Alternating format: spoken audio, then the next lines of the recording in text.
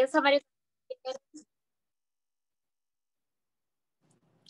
Eu sou a Maria Eduarda Oliveira, sou a presidente do Centro Acadêmico Mário Machado, do curso de Direito da FGV, e junto com os outros centros acadêmicos da FGV e os outros diretórios, a gente está fazendo 6 rodadas de sabatinas eleitorais com os candidatos a prefeito do Rio.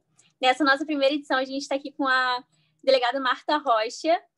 É um prazer imenso estar aqui com ela, que foi a primeira chefe de polícia mulher da Polícia Civil, né? A primeira mulher chefe de Polícia Civil do Rio de Janeiro.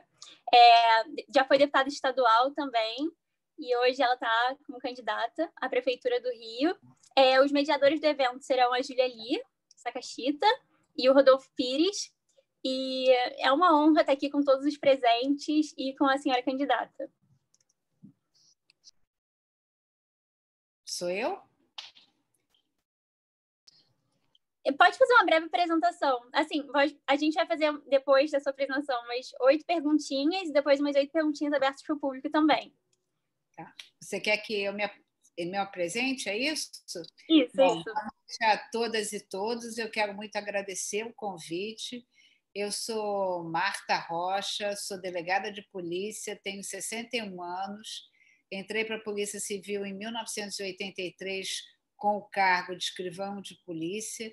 Em 1990, eu fiz o meu segundo concurso público para o cargo de delegado, na verdade, e na Polícia Civil eu trabalhei em inúmeras delegacias, fui titular de várias delegacias, fui diretora de departamento, fui corregedora, fui subchefe da Polícia Civil, e em 2011, já com 28 anos de tempo de serviço na polícia e 21 anos como delegada, eu fui escolhida para ser a primeira mulher chefe da Polícia Civil, e eu adoraria hoje poder dizer que mais uma outra mulher ocupa esse cargo, mas, na verdade, eu sou a primeira e única mulher a chefiar a Polícia Civil.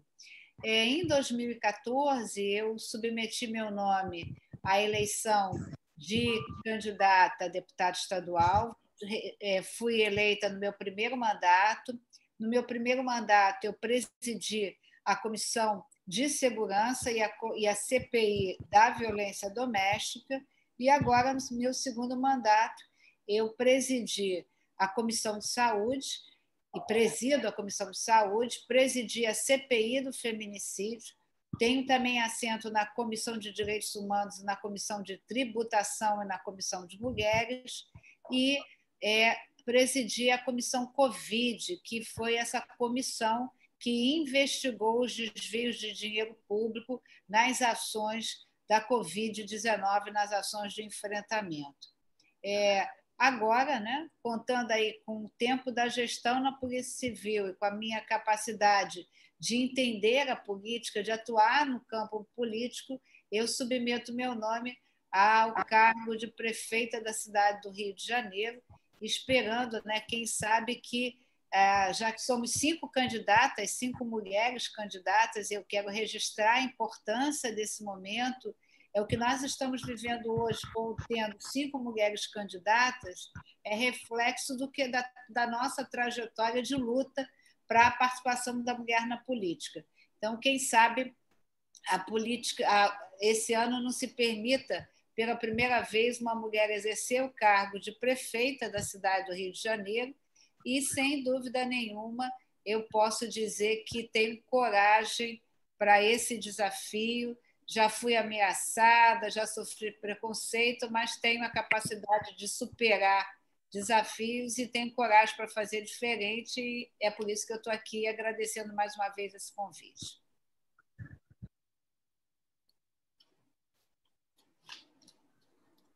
Tá ótimo, então, delegada Marta Rocha, muito obrigado também, eu reforço as palavras da Maria Eduarda, e acho que então a gente vai abrir o primeiro bloco, só para explicar como é que vai funcionar a dinâmica. Nós temos, junto com os outros diretórios acadêmicos e os centros acadêmicos da FGV, e em parceria também com o Laboratório de Políticas Públicas, a gente bolou 8 perguntas que vão ser feitas a todos os candidatos que passaram por essas sabatinas. Então, são perguntas fixas, e depois da gente fazer esse bloco de perguntas fixas, no segundo bloco a gente abre a pergunta para o público. Então, todo mundo que quiser fazer alguma pergunta para a candidata, nesse segundo bloco, por favor, levanta a mão, que aí a gente segue a sequência de mão levantada. Então, para abrir a primeira pergunta, Júlia, você quer começar ou eu posso começar pelo primeiro? Começa. Primeiro, boa noite, Marta, boa noite todo mundo. Obrigada pela presença de todos, em especial a da Marta, claro. Eu vou começar falando sobre os impactos, né, da pandemia que a gente vive atualmente, né? Ela impacta de diversas formas da nossa vida, e em especial da saúde. Inclusive, já presidiu a Comissão da Saúde, da Covid. Queria perguntar, a situação da saúde no Rio de Janeiro antes da pandemia já era deficiente em vários aspectos. Com a pandemia, ela está mais dramática ainda. Então, eu queria saber quais são as suas principais propostas para essa reestruturação dos hospitais públicos municipais e se a senhora pudesse rapidamente falar sobre o seu posicionamento em relação à devolução dos hospitais Albert Schweitzer e Rocha Faria, que são estaduais, mas que estão de responsabilidade do município temporariamente. Obrigada. Acho que você está mutada, desculpa. Primeiro, eu queria pedir para todo mundo me chamar de Marta e de você. Até tenho idade de ser mãe de vocês, o que me daria muita alegria, mas pode me chamar de você. E o segundo, que eu quero muito respeitar esse tempo, porque eu acho que respeitar o tempo também é importante para condensar as respostas, pedir para, acho que será o Rodolfo, para quando estiver faltando 30 segundos, levantar a mão para eu já me condicionar ao término da resposta. Olha, sua pergunta é muito importante, porque a pandemia, essa grave crise sanitária, ela piorou a situação da saúde no Estado como um todo. Mas a gente tem que lembrar aqui que, em 2017, nós já vivenciávamos uma grave crise na saúde pública, que se traduziu, entre outras coisas, com idosos e pessoas doentes, machucadas, deixadas em macas em portas de hospital, aguardando uma internação.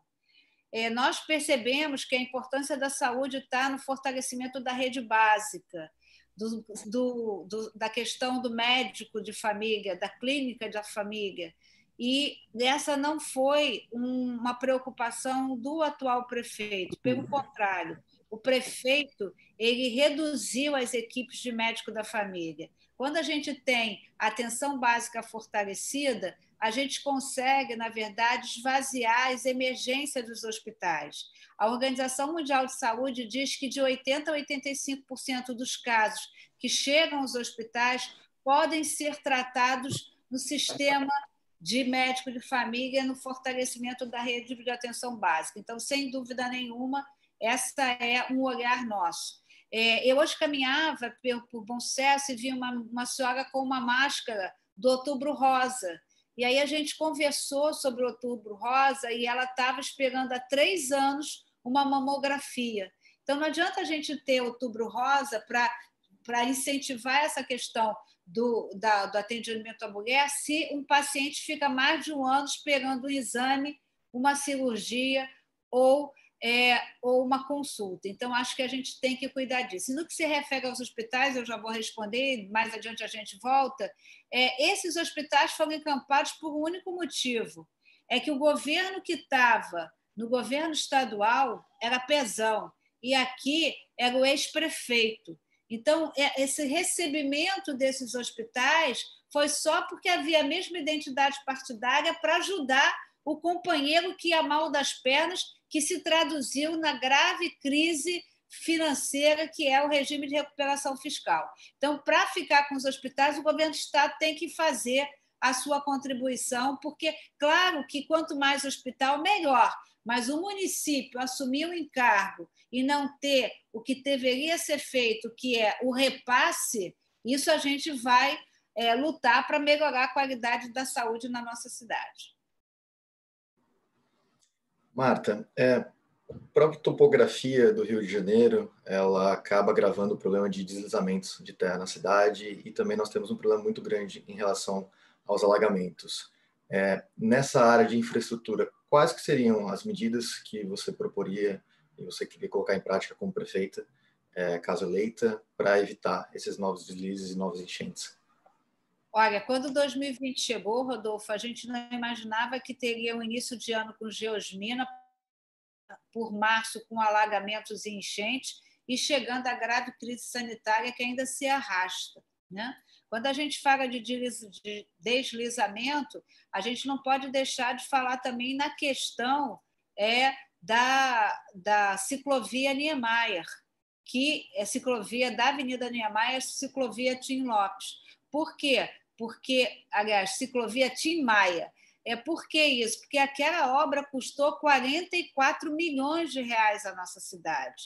Quem foi escolhido para fazer a empresa, o consórcio de empresas que foram escolhidos, essa obra foi uma obra criminosa. Essa obra acarretou a morte de 2 pessoas, um gari e um engenheiro. Depois desse episódio da morte dessas 2 pessoas, essa obra já causou prejuízo, já caiu 3 vezes. Houve uma piada de muito mau gosto por parte do atual prefeito, dizendo que ia mudar o nome para ser Ciclovia Vasco, né, de uma total desrespeito à família daqueles 2 cariocas que vieram a falecer. Então, eu acho assim que nós temos um problema para resolver nessa questão, nós temos que incorporar o conceito de cidade resiliente, que é esse conceito que a gente não muda a topografia, como você falou, mas a gente faz planejamento estratégico para se adequar aos intempéries que virão, porque todo mês de março tem as chuvas de março, e eu não posso botar a culpa na população, na questão do lixo, e também não posso botar a culpa, não vale apenas dizer, né? Não posso apenas dizer que choveu além do previsto no mês inteiro. Esse discurso vem se arrastando aí nas 2 administrações. Então, o nosso olhar é muito de atenção às características da cidade, tentando ser proativa, pensando aí na questão do lixo, pensando no reflorestamento, pensando aí nos resíduos sólidos que vêm das galerias pluviais. Então, nós temos assim um olhar muito atento sobre essa ótica do conceito das cidades resilientes. Ou seja, o problema existe e virá todos os anos. Cabe a nós nos anteciparmos para a solução desses problemas. Dando continuidade ainda nessa questão da topografia, o Rio é uma cidade que cresce a cada ano, mas cresce de forma desorganizada muitas vezes. A gente queria saber quais são as suas propostas nesse sentido, em relação ao crescimento desordenado mesmo, e aos impactos que isso tem, em especial ao meio ambiente. Olha, Júlia, um dia me perguntaram qual era a cidade que eu queria, e eu disse que eu quero uma cidade humana, segura, criativa e sustentável. O que faz essa cidade ser o que ela é o seu povo acolhedor, alegre, trabalhador e as suas belezas naturais. E, lamentavelmente, nós tratamos muito mal a nossa cidade. Hoje a gente vive um grave problema, que é a ocupação desordenada do solo, né? A gente tem aí a construção irregular, invadindo, inclusive, terrenos que têm proteção ambiental. E mais grave do que tudo isso são 2 movimentos. O primeiro, que na questão da expansão imobiliária, a construção irregular ela está diretamente ligada à milícia, que é hoje uma milícia empreendedora, que deixou de cobrar a taxa do gás, que deixou de cobrar o transporte alternativo e que hoje decide construir. E eu não consigo entender como aquele prédio da Muzema, né, foi construído, 22 pessoas morreram e ninguém viu aquele prédio sendo construído.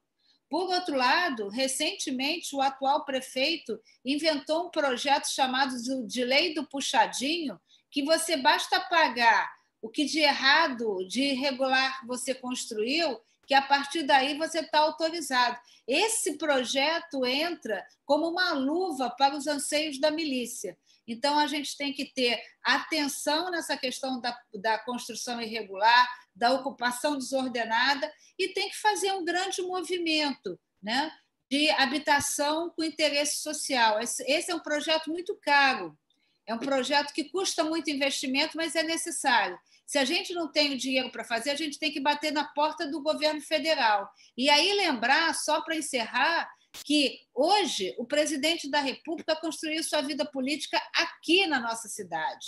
O presidente da Câmara dos Deputados também. O presidente do STF, para nossa alegria, construiu sua vida jurídica, né, sua trajetória jurídica aqui nessa cidade. Então, se não for bom para a cidade do Rio de Janeiro, não pode ser bom para o Brasil.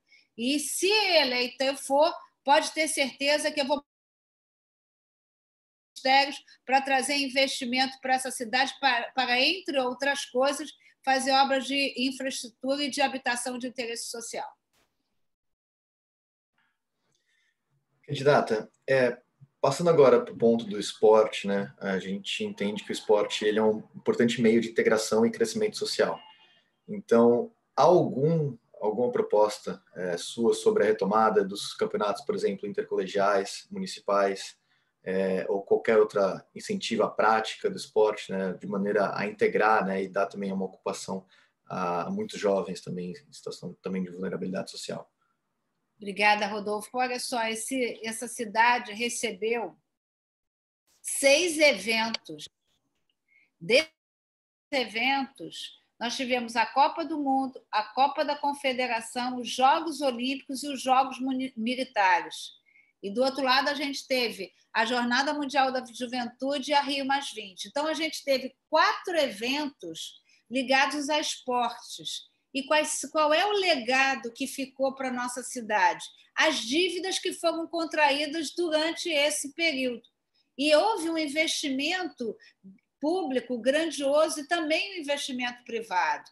Nós temos lá, né, a cidade dos atletas abandonados. Nós não recuperamos. Nós tivemos problemas na construção do Maracanã, nós tivemos problema na construção do Engenhão, né? Aquela Orla Conde, o espaço que a gente tem aí para a prática de exercício, que era o Parque dos Atletas, que seria utilizado como espaço de lazer e também como espaço de educação, isso não aconteceu.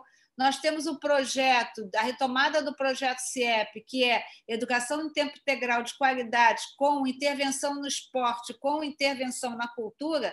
O esporte é fundamental nas nossas vidas, sobretudo dos nossos jovens, como você colocou, porque o esporte te dá disciplina, o esporte te dá coragem, o esporte te dá senso de justiça, o esporte te dá solidariedade, capacidade, vida em grupo, né? Convivência, trabalha a convivência social. Então, olha, todo apoio ao esporte, não apenas ao futebol, né? E não apenas também, né, aos grandes, aos eventos, aos esportes na categoria, né? Mas vamos olhar também os amadores, vamos olhar também a questão dos jogos que você colocou aí, os intercolegiais. Isso é importante, isso não só incentiva e conduz o jovem para o caminho do esporte, mas isso também, né, fortalece as relações sociais, e isso a gente não pode deixar de lembrar. Bom, indo mais para a seara da educação, a rede municipal tem muita dificuldade de atingir o índice de DEB. Se eu não me engano, ela não atingiu no último ano. Agora, com essa questão da pandemia, com a paralisação das aulas, quase que total, eles vão perder o ano letivo, acaba agora. Qual é a sua proposta para que o Rio de Janeiro melhore seus índices, dada a atual conjuntura? Olha, Júlia, a rede de ensino do município ela tem mais de 1.500 escolas e mais de 600 mil alunos. Se nós pegássemos a população dos alunos e fizéssemos uma comparação com o tamanho do município, nós diríamos que a rede municipal de ensino estaria entre os 50 municípios do Brasil com maior número de população. É a maior rede de ensino da América Latina. O que a gente vê nessa rede é o que você colocou, né? Os alunos não tiveram, o índice foi de 5,7, aquém daquilo que era planejado, e o que mostra, né, que a gente tem uma rede grandiosa e que a gente precisa fazer alguns impactos pedagógicos para melhorar os índices de aprendizado. Nós ainda temos, Júlia, uma situação de analfabetismo na nossa cidade. Eu estava lendo outro dia os dados do Tribunal Regional Eleitoral e estava lá escrito, né, que 40% dos eleitores ainda são analfabetos. Então, a gente tem que trabalhar aí também a questão da alfabetização na idade certa que é uma coisa importante para a progressão da aprendizagem do aluno. Nós temos um trabalho do Tribunal de Contas do município que diz que 70% das escolas municipais precisam de alguma obra de infraestrutura. Então, o desafio é muito grande. Pós-pandemia, o que nos mostrou foi esse hiato abissal entre a escola da rede privada e a escola da rede pública. Enquanto que na escola da rede pública nós não conseguimos fazer com que os alunos tivessem, né, ensino à distância, nós não conseguimos dar merenda. E olha que a prefeitura tem uma TV, que é a Multirio, então, que é uma TV de canal aberto. Então, nós poderíamos estar utilizando a TV para a apresentação de conteúdo para os nossos alunos. O que a gente vê é que na escola privada, 2 dias depois do isolamento social, os alunos estavam na frente do computador, tendo aula. Isso não aconteceu até agora na rede municipal. Então, acho que a gente tem que... A retomada vai exigir de nós, né? Eu sigo sempre a ciência, e acho que todo candidato a prefeito tem que ter um plano estratégico que diga o que vai fazer no dia 1º de janeiro, se vai ou não retornar às aulas. Discutir esse plano com os professores, com os médicos, com a ciência, com o Ministério Público, com a Defensoria Pública, com os pais. Não é justo transferir essa responsabilidade para os pais, isso é transferência de culpa. Então, e temos que pensar que os nossos alunos, a se perpetuar ainda mais um pouco, né? Como você bem disse, não acredito que a vacina venha logo. A se perpetuar mais um pouco, nós vamos ter que ter um plano para incorporar esses alunos um pacote de dados, porque além deles não terem a disponibilidade de um tablet ou de um computador, o que eles têm, que é o telefone celular, não tem um pacote de dados suficiente para garantir o conteúdo pedagógico que eles precisam receber com o pacote de dados que eles têm disponível. Candidata, a taxa de desemprego na cidade aumentou consideravelmente nos últimos tempos. Você tem alguma proposta para incentivar a retomada de emprego na cidade? E falando especificamente do setor de turismo, que é um setor extremamente importante para o Rio de Janeiro, você tem alguma proposta nesse setor para prestação de serviços e para aumentar também a quantidade de emprego? Olha, Rodolfo, o turismo é o novo petróleo. É assim que muitos economistas falam quando pensam nas oportunidades de geração de emprego e renda que possa vir pelo turismo. A nossa cidade é linda, o nosso povo é alegre e acolhedor. Mas, lamentavelmente, hoje, a cidade do Rio de Janeiro não é mais a capital cultural, e sim a capital dos escândalos. Isso vai num outro debate. Agora, a concepção do turismo pós-pandemia é uma concepção de um turismo interno, e não de um turismo voltado para o exterior. A nossa cidade tem uma boa estrutura hoteleira, tem bons restaurantes, tem atividades culturais. O que tem que fazer a prefeitura é ser incubadora das oportunidades. E como é que ela pode fazer isso? A prefeitura tem que demonstrar que essa cidade é uma cidade boa para viver, boa para trabalhar e boa para fazer negócio. Então, trazer, por exemplo, o turismo de negócio, trazer cativar e conquistar o coração dos brasileiros. Todo brasileiro quer conhecer a cidade do Rio de Janeiro, fazer pacotes pequenos, fazer um grande desenvolvimento, né, da imagem do Rio de Janeiro. Nós temos lá na Zona Oeste, no Parque do Mendanha, nós temos lá uma área de ambiental muito importante. Então, a gente pode incentivar o turismo ecológico. Então, eu acho que a gente tem muita coisa para fazer.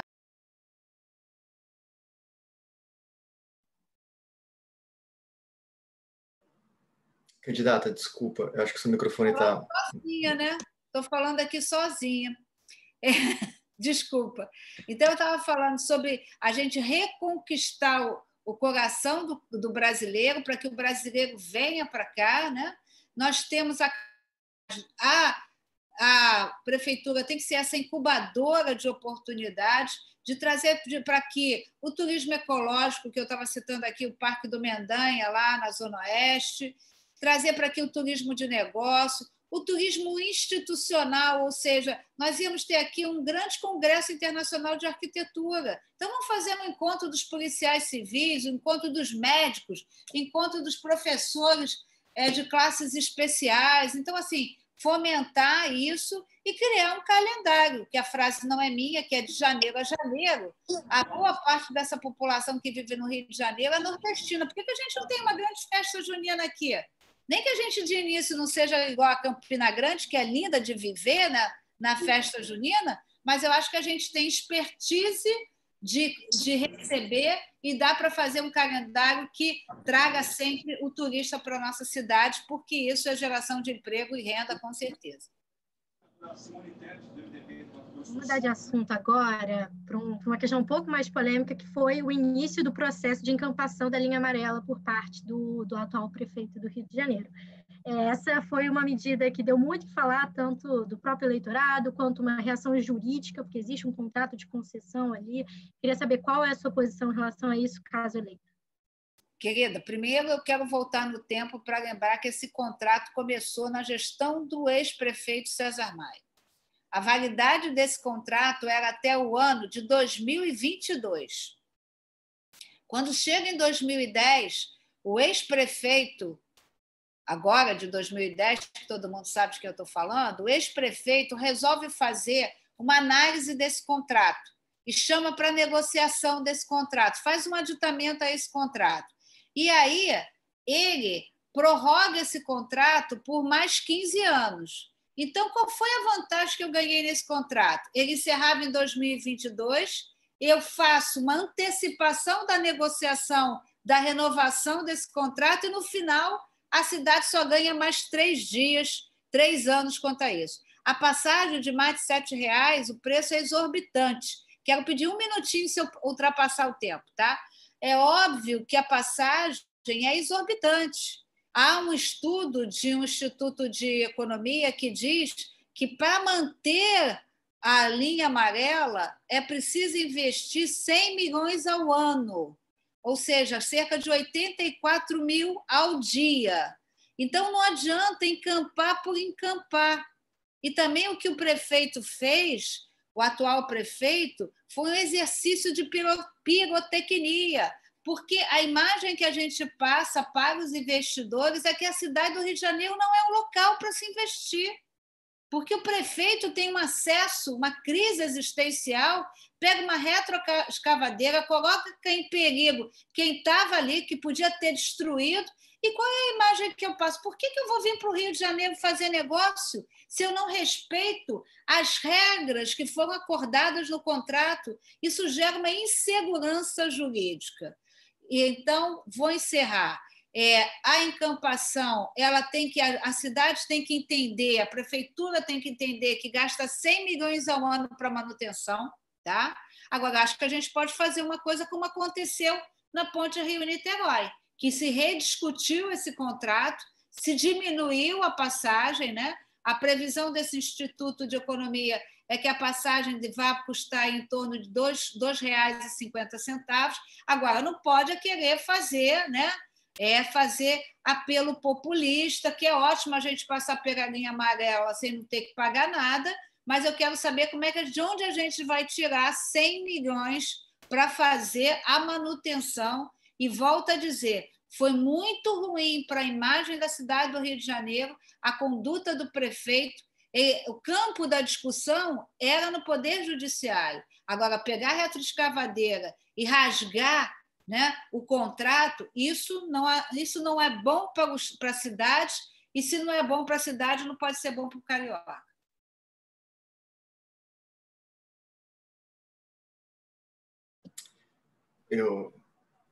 Duda?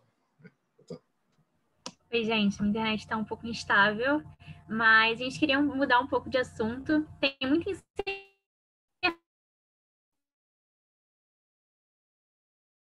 em torno do Carnaval de 2020, uma pandemia, e a gente queria saber qual é a posição da senhora quanto ao financiamento da Liga Independente das Escolas de Samba do Rio de Janeiro. Olha, eu conversei com muita gente da cultura para tentar entender o Carnaval como essa tradição cultural popular. E a primeira coisa que eu quero te dizer é que o prefeito tem um total desprezo pelo carnaval. Há uma pesquisa de vocês, da Fundação Getúlio Vargas, dizendo que no ano de 2018 o carnaval gerou 70 mil postos de trabalho, direto ou indireto. Então, o carnaval não é apenas a nossa alegria, né? Eu até brinco e digo assim, já vou avisando que eu não sei sambar, não é apenas a nossa alegria, né, de seguir o Carmelita, que é um bloco que eu gostava de frequentar, não é apenas isso, é geração de receita e geração de postos de trabalho através da cultura. Então, o equívoco que eu vejo no carnaval é olhar o carnaval apenas sob a ótica do turismo. Eu acho que a gente tem que olhar o carnaval como uma tradução da cultura popular. A outra questão, eu não tenho absolutamente nada contra o financiamento da escola, né? Acho que a prefeitura pode, sim, incentivar, apoiar na medida da sua capacidade orçamentária. O que eu acho que está faltando é cobrar das escolas de samba a contrapartida. O Rodolfo falou lá da questão do esporte. Então, a gente poderia aproveitar as quadras das escolas de samba, que, via de regra, são inseridas numa comunidade, para botar, por exemplo, ali uma projeção de alguns programas de esporte da prefeitura para trabalhar, por exemplo, com jovens. Botar ali alguma atividade de física para a terceira idade. Pode colocar ali aulas de reforço. Então, assim, eu não tenho problema quanto... Eu conversei com muita gente até formar essa convicção. Eu não acho que investir... O carnaval ele fortalece a receita da cidade e isso possibilita que a gente faça investimento nas áreas que são necessárias. Agora, tem que ter uma contrapartida, né?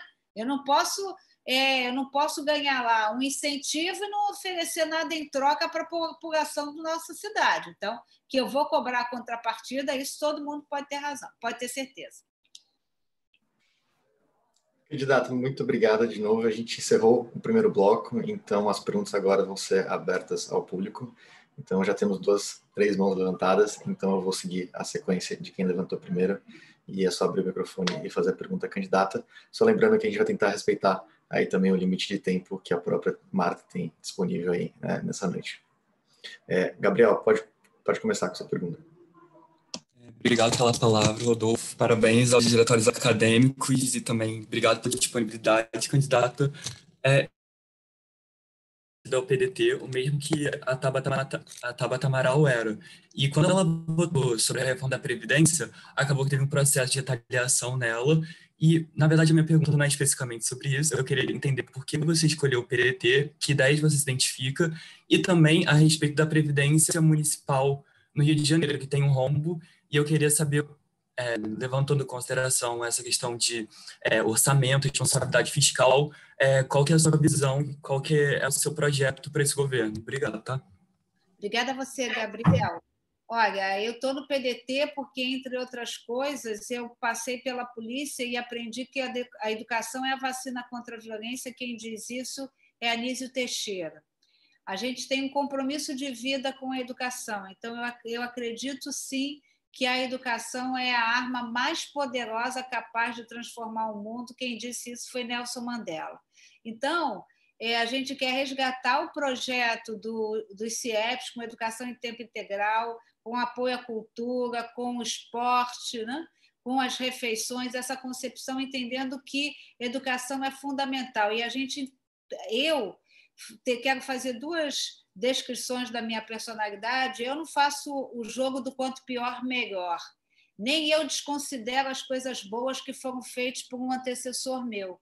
Tudo de bom que possa ter sido feito, ele vai ser mantido. Então, por que eu digo isso? Porque a gente não pode pensar numa política pública pensando apenas nos 4 anos do nosso governo. A gente tem que pensar na política pública, naquilo que ela vai representar para o futuro dos cariocas, sobretudo dos nossos jovens. Eu digo sempre que nenhuma criança deve ficar para trás e que todo jovem vale a pena.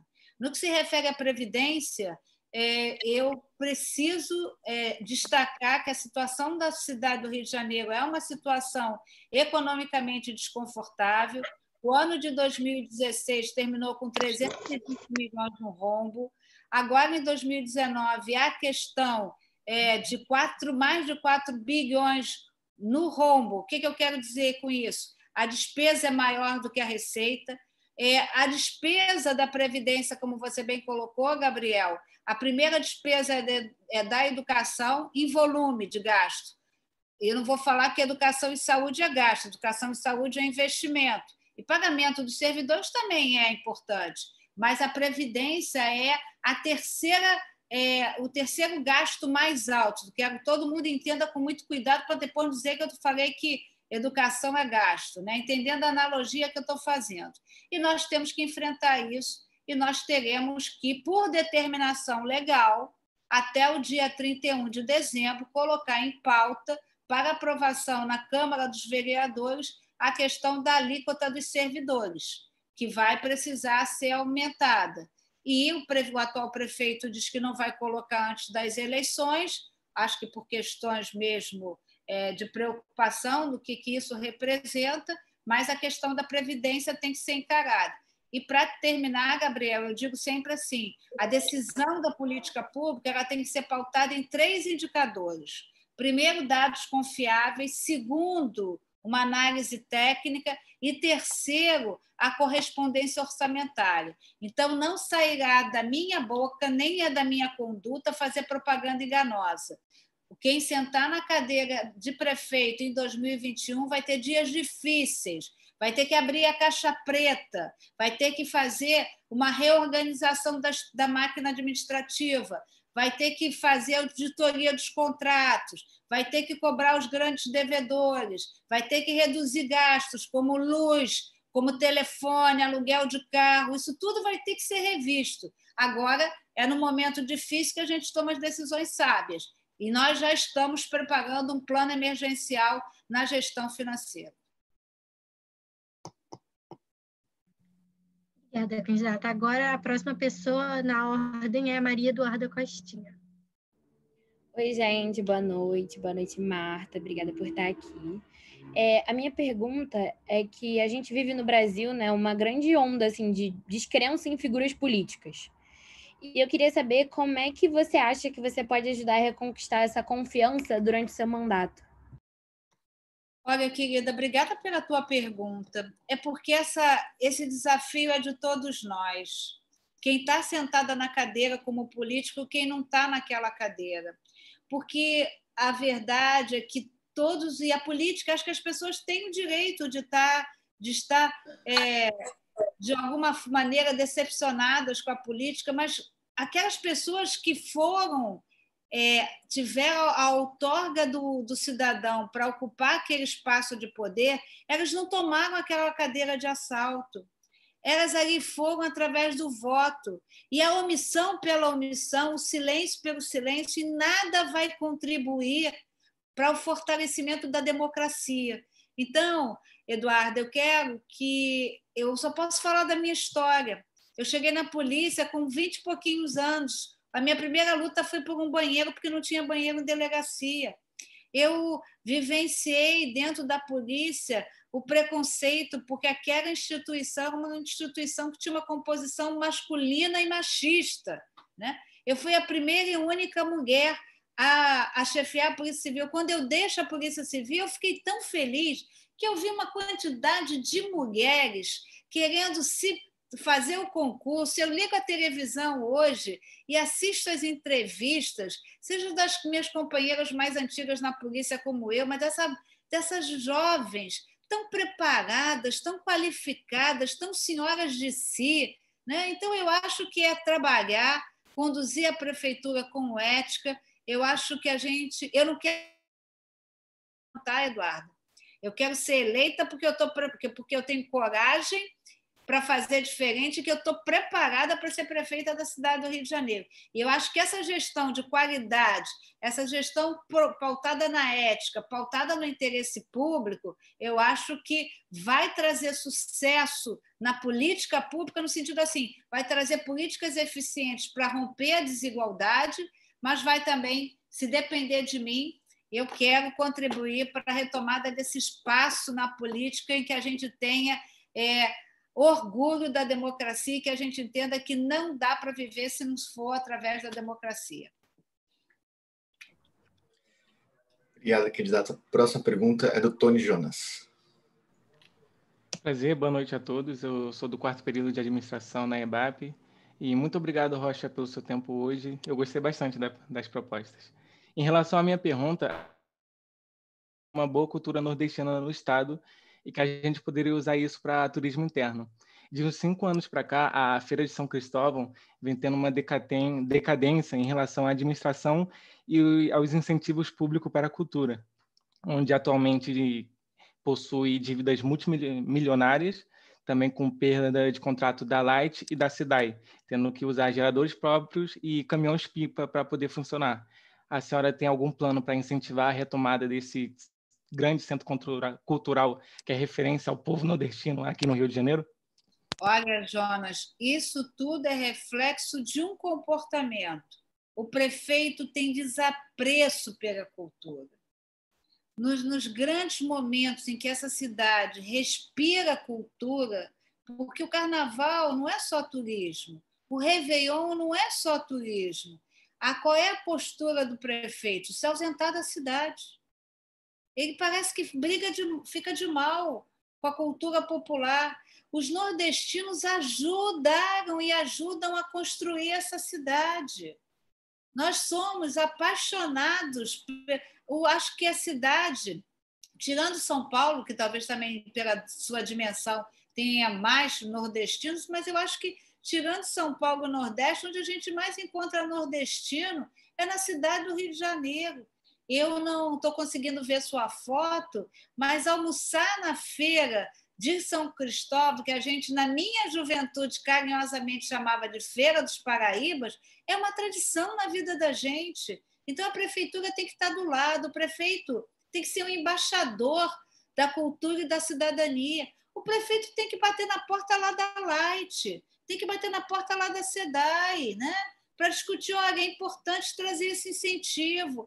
Então, assim, a depender de mim, olha, a minha cidade do Rio de Janeiro, que é o melhor, a nossa cidade, minha porque eu sou taurina, eu sou um pouco possessiva, então, assim, a cidade acho que a Júlia também é taurina. A cidade do Rio de Janeiro, né, ela é criativa e é através dessa economia que a gente vai dar certo, porque você tem razão. Ali tem gastronomia, ali tem artesanato, ali tem música, ali tem fotografia. Então, há quantas atividades de postos de trabalho, né, geração de emprego a gente faz quando a gente entra naquela feira. Então, dependendo de mim, olha, vou almoçar lá muitas vezes, pagando meu almoço sempre, e vou incentivar para que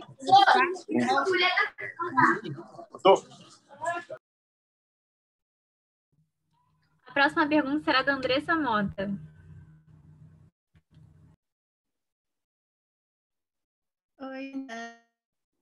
Oi, querida. Oi.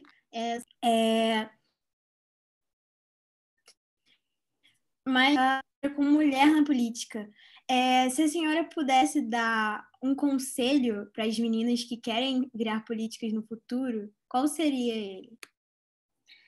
Olha, Andressa, eu espero que no final dessa conversa, né, já que a FGV tem faculdade de Direito, eu acho que a gente tem que sair daqui no mínimo com 10 delegados, de preferência 7 mulheres e 3 homens, e no mínimo, né, que nas próximas eleições aí para deputado a gente tenha aí a presença maciça das mulheres, porque a representação da mulher na política ela não ultrapassa a 12%, embora nós sejamos mais de 50%, entre 52% e 53% de participação de mulheres, ou seja, de mulheres votando e eleitas apenas não passa de 12%. Na Assembleia Legislativa são 70 deputados e 12 mulheres, então não chega nem a 20%. Então, eu não gosto muito de dar conselho, não, sabe? Eu não acho, não tenho esse perfil de ficar dando conselho, mas eu acho que tem uma nova modalidade, e aí estou falando para os jovens, que são as candidaturas coletivas.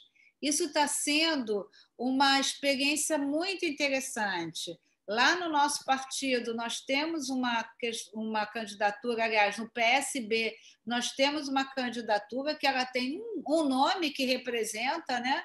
Mas tem uma campanha, ou seja, tem um grupo, né? uma construção coletiva e o exercício do mandato coletivo. E eu só pediria assim, quando a gente pensar em política pública, a gente tem que pensar em mulher, porque a mulher tem que ter o título de posse da terra ou da casa, porque ela não sai da casa. A mulher falta ao trabalho para levar o seu filho ao médico. Então, ter no posto de saúde um pediatra, a gente está ajudando não só a criança, mas a mulher também, porque a mulher cuida da família. E se eu cuido da família, eu cuido da sociedade. E acho que a sugestão que eu daria é que as mulheres entendessem que lugar de mulher também é na política e que não há nada nesse mundo que a mulher não possa fazer. Agora, ninguém vai pensar que uma campanha é fácil. Não é fácil nem para os homens, mas também não é fácil para as mulheres. Para as mulheres, menos fácil ainda, porque primeiro ela vai fazer tudo na vida dela, vai deixar o almoço pronto, vai botar o filho na escola, vai, né, passar roupa lá, vai fazer um monte de coisa, vai ajudar o marido na atividade, depois é que ela vai pensar em fazer campanha. Então, que o desafio tem esse desejo, né? Esse gosto, que é um gosto doce, né? Não é a vingança que é doce, o que é doce é o desafio, a nossa capacidade de romper barreiras, de olhar para o futuro e pensar nas mulheres e entender que é importante mulheres no poder legislativo, no poder executivo, em qualquer espaço, sobretudo nos espaços de decisão. Muito obrigada. Próxima pergunta do Felipe Morales. Boa noite, candidata Marta Rocha. Primeiramente, agradeço pela sua atenção. Meu nome é Felipe Morales, como a Maria Eduarda falou, e eu estou cursando o segundo período de Direito. E eu queria saber sua posição sobre políticas ambientais como um todo. Há cerca de 2 anos atrás, a gente já viu o começo de políticas ambientais, ou algumas mais avançadas no Rio, que foi a vedação dos canudos de plástico em estabelecimentos comerciais. Eu gostaria de saber sua visão sobre essas políticas ambientais e como o seu governo planeja lidar com o meio ambiente como um todo, porque todo dia que passa a gente recebe notícias mais assustadoras sobre como a gente está acabando com o meio ambiente. Eu agradeço desde já. Olha, Felipe, eu quero me solidarizar você com essa sua análise das notícias assustadoras.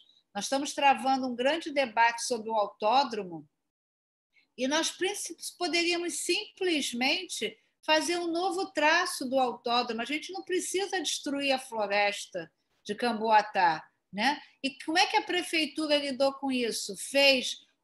Estávamos em tempo de pandemia, não podia ter uma audiência pública, fez uma audiência pública à noite, varando a madrugada, as pessoas não puderam se encontrar. Então, olha, eu tenho muita preocupação, sim, com a questão do meio ambiente, com a questão do solo, com o reflorestamento, com qualquer uma dessas políticas que fortaleçam, né, essa coisa que é tão singela,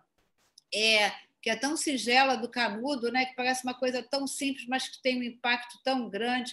Eu acho que a gente tem que repensar essas compras da prefeitura, de sair comprando plástico, né?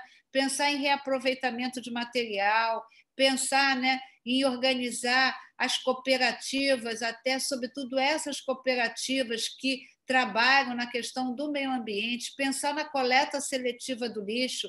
Aqui eu moro na Tijuca, no meu prédio tem coleta seletiva, então o papel alguém passa e leva, mas o que a pessoa não leva entra dentro do caminhão e é misturado, então não adiantou nada você separar o óleo, você separar o vidro, separar o plástico, o papelão. Então, eu estou assim, perfeitamente convencida dessa oportunidade, dessa necessidade de cuidar do meio ambiente, que se a gente quer uma cidade, como eu disse, segura, humana, criativa e sustentável.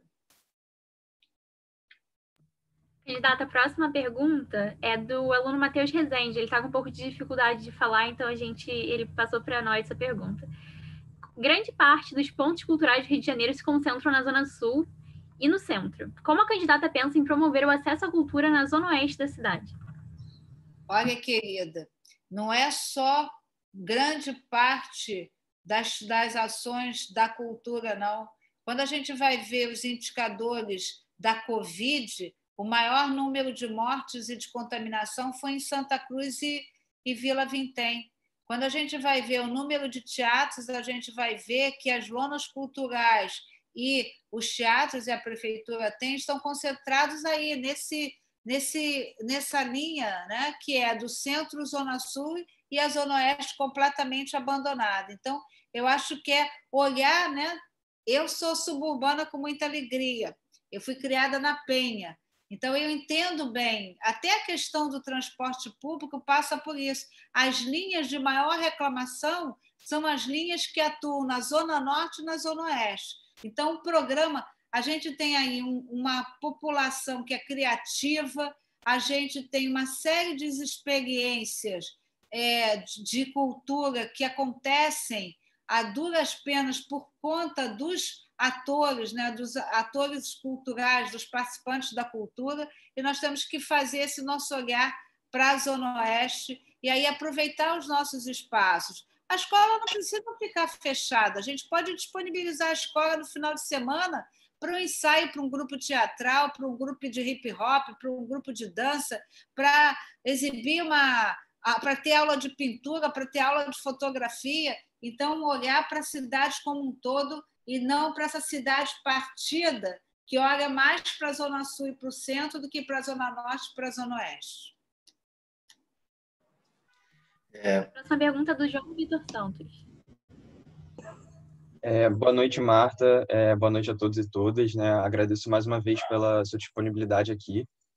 Bem, você relatou um pouco sobre dificuldades na delegacia e depois que, bem, o candidato ou candidata que seja eleito vai passar por tempos difíceis no cargo de prefeito, né? E eu queria saber se, enfim, diante dessa vida política que às vezes ela pode ser muito conturbada, muito desgastante, às vezes desestimulante, o que mais te motiva para continuar nesse caminho mesmo assim? Olha, João Vitor, eu sou uma mulher carioca que ama a minha cidade. O que me motiva é entender que as pessoas que têm compromisso com a cidade... Tem uma frase que eu vi outro dia, eu quero dizer isso com muita cautela para não parecer arrogante, que dizia assim: a política está do jeito que está porque os bons não gostam de política. Eu não estou fazendo aqui um autoelogio, não é isso. Eu quero dizer assim que todo mundo que tem compromisso com a ética, que todo mundo tem compromisso com a cidadania, não pode deixar de participar da vida política desse país, sabe? A gente viu nas últimas eleições, né, assim, a participação de tantos jovens, foi citada ainda agora a Tabata. Lá na Assembleia Legislativa a gente tem o deputado Renan Ferreirinha, que é um jovem com menos de 30 anos, foi relator da Comissão Covid, eu presidi a comissão, ele foi relator. Então, isso é que me motiva, tá? Isso que me motiva, e eu tenho certeza que a gente precisa olhar para a cidade nesse momento, pensar no carioca e ter coragem para fazer a diferença e para fazer diferente, aliás, para fazer diferente, e eu estou preparada para esse desafio.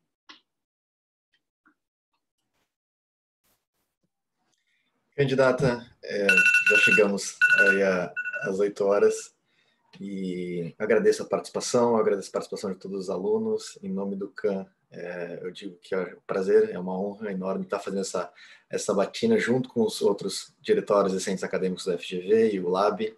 Agradeço a participação e acredito que, como já não tem mais nenhuma mão levantada, a gente pode encerrar a sabatina por hoje.